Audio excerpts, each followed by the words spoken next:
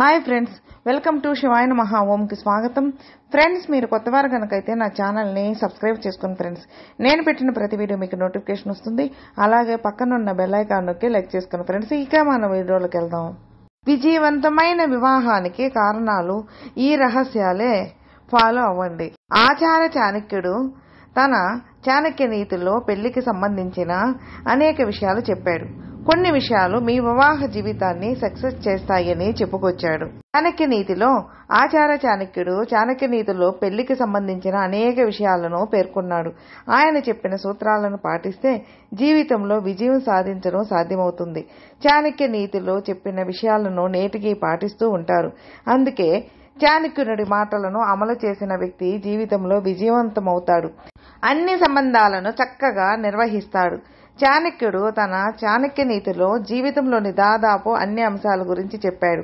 భార్యాభర్తల అనుబంధం గురించి చాణక్య నీతి చెప్పింది. భార్యాభర్తల బంధం ఎంత పవిత్రమైనదంటే అది ఒక జన్మ మాత్రమే కాదు, 7 జన్మల వరకు ఉంటుందని చెబుతారు. భార్యాభర్తలు ఒకరికొకరు అనుబంధంగా ఉంటారని చాణక్యుడు చెప్పాడు. ఇద్దరు రథానికి 2 చక్రాల లాంటి వారు.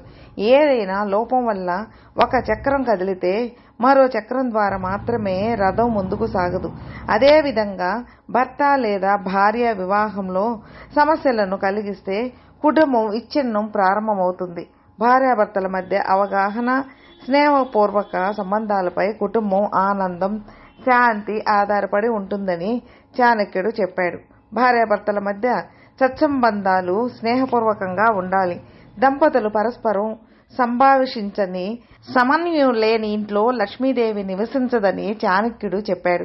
సంతోషకరమైన వివాహ జీవితం కోసం భార్యాభర్తలు చాణక్యుడు చెప్పిన ఈ విషయాలను గుర్తుంచుకోవాలి. ఇద్దరు సమానమే. భార్యాభర్తల మధ్య సంబంధంలో ఇద్దరు సమానమే. ఇద్దరి మధ్య వయోభేదం లేకుండా ఎవరు చిన్నవారు పెద్దవారు కాదు.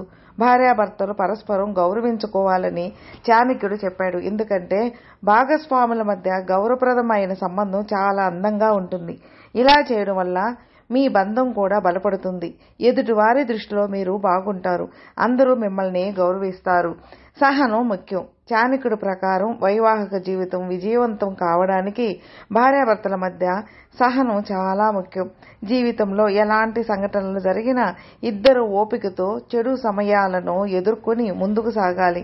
ప్రతికూల పరిస్థితుల్లో సంయమనం లేకుండా ముందుకు సాగే భార్యాభర్తల మధ్య సంబంధాలు త్వరగా చెడిపోతాయని చాణక్యుడు చెప్పుకొచ్చాడు. అహం ఉండకూడదు. వివాహ బంధంలో భాగస్వాముల మధ్య ఎప్పుడూ అహంభావం ఉండకూడదు. భార్యాభర్తలు కలిసి అన్ని పనులు చేయాలి. మీరు మీ సంబంధంలో అహం లేదా గర్వం వంటి భావాలకు దూరంగా ఉండాలి. భాగస్వాముల మధ్య అహంభావం పెరగడం ప్రారంభించినప్పుడు సంబంధం పతనం అంచున ఉంటుంది.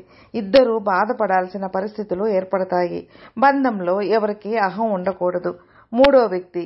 భార్యాభర్తల మధ్య చాలా విషయాలు జరుగుతాయి, కానీ మీరు మీలో ఉంచుకోవలసిన కొన్ని విషయాలు ఉన్నాయి.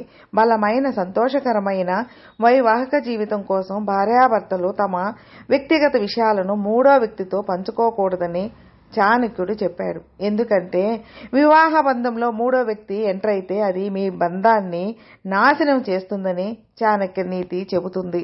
ఆచార చాణక్యుడు తన చాణక్య నీతిలో కొంతమందికి గౌరవం ఇవ్వాల్సిన పని లేదని చెప్పాడు. వారు ఎలాంటి వారో కూడా మనం తెలుసుకున్నాం. చాణక్య నీతిలో మానవ జాతికి సంబంధించిన అనేక విషయాలు ప్రస్తావించాడు చాణక్యుడు. చాణక్యుడు ప్రకారం ఒక వ్యక్తి యొక్క ఆత్మగౌరవం అతని గొప్ప సంపద అయితే ఒక వ్యక్తికి లభించే గౌరవం అతని అలవాట్లపై ఆధారపడి ఉంటుందని చాణక్య నీతి చెబుతుంది.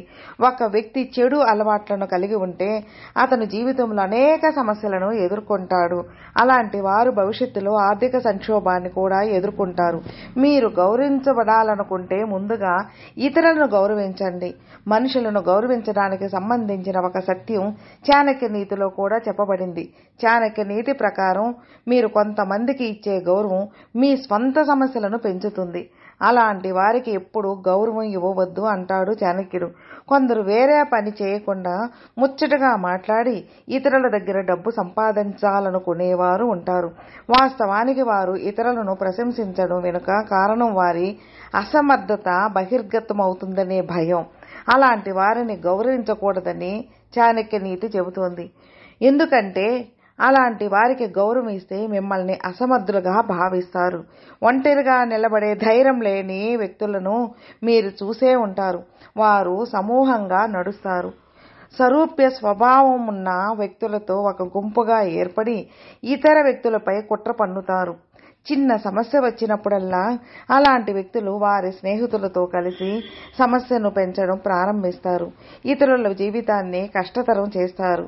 అలాంటి వారికి గౌరవం దక్కదని చాణక్యనీతి అన్నారు. ఎందుకంటే అలాంటి వారిని గౌరవిస్తే సమాజంలో చెడు వ్యాప్తి చెందుతుంది.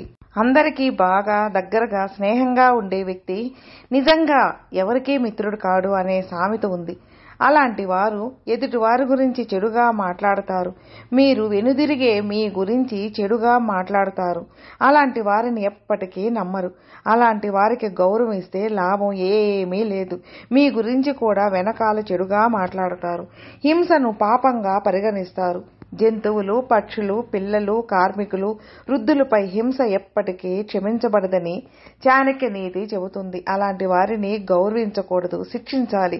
ఎందుకంటే అలాంటి వారిని గౌరవించడం సమాజానికి, మానవత్వానికి హానికరం. మరికొందరు ఇతరులను కించపరచడంలో ఆనందాన్ని పొందుతారు. ఇలా చేయడం వల్ల అందరి దృష్టిలో తాము పెద్దవాళ్ళం అవుతున్నామని వారు భావించవచ్చు. కానీ నిజం ఏమిటంటే అలాంటి వ్యక్తులు కొన్ని చిరాకులకు గురవుతారు. వారు తమను తాము ముఖ్యులుగా చూసుకోవడానికి ఇతరులను కించపరుస్తారు. తద్వారా ఇతరులు చిన్నగా కనిపిస్తారు. ముఖ్యంగా మహిళలను హీనంగా చూస్తూ అవమానించే వారికి గౌరవం దక్కదని చాణక్య నీతి చెబుతుంది. ఫ్రెండ్స్, విన్నారుగా. ఫ్రెండ్స్, మీకు ఈ వీడియో నచ్చితే లైక్ చేయండి, మీ ఫ్రెండ్స్కి షేర్ చేయండి. సబ్స్క్రైబ్ చేసుకున్నట్లయితే ప్లీజ్ సబ్స్క్రైబ్ చేసుకోండి. నేను పెట్టిన ప్రతి వీడియో మీకు నోటిఫికేషన్ వస్తుంది. అలాగే మీ అభిప్రాయాన్ని కామెంట్లో మెసేజ్ చేయండి. ఓం నమః శివాయ నమః.